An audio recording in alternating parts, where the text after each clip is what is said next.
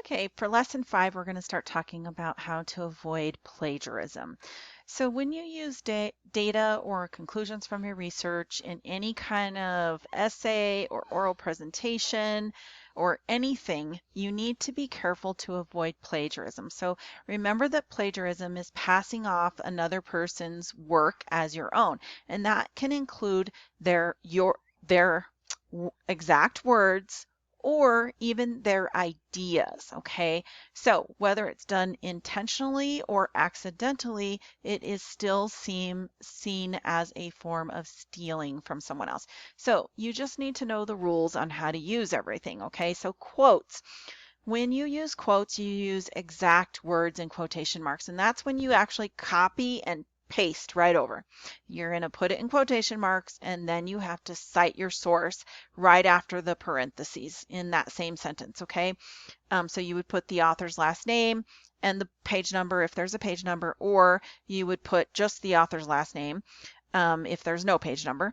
And then if there's no author listed, then you would put the name of the article and the page number. If no page number, just the name of the article. Okay, guys. But those are called in-text citations, and you do need those, okay? When you paraphrase, that means you're summarizing or expressing the meaning of the information in your own words, okay? You're rewriting the whole thing in your own words.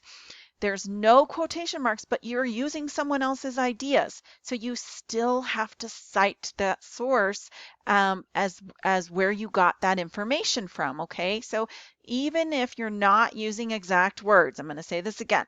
If you are rephrasing or summarizing someone else's work, you need to cite them as your source in order to avoid plagiarizing, okay?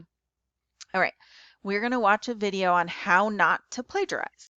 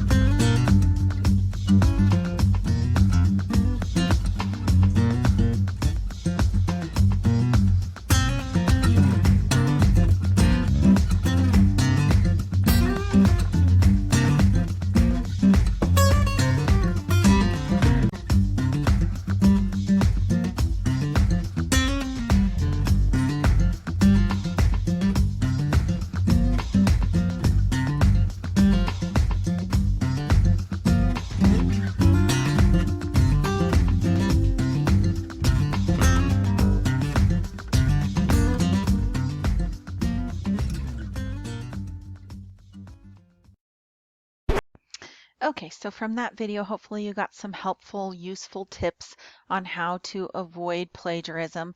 The tip about using different colors is a great tip to kind of just see in your paper.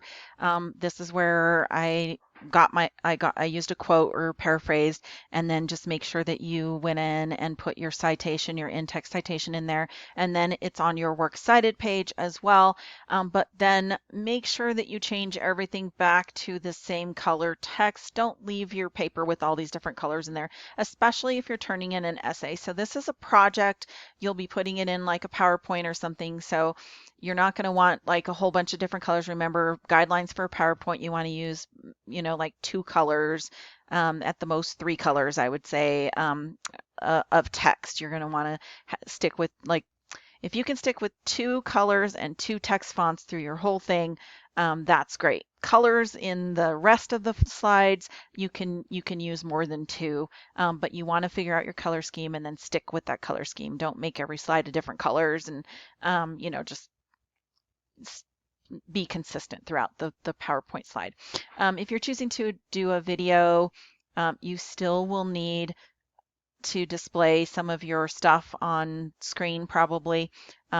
Your credits at the end of your video will give credit to, that'll be like your works cited. So when you're rolling credits at the end of your video, you have to credit everywhere where you got your information. So you won't have in-text citations, but you will have works cited in your credits, okay? The same thing for an animation if you're doing that.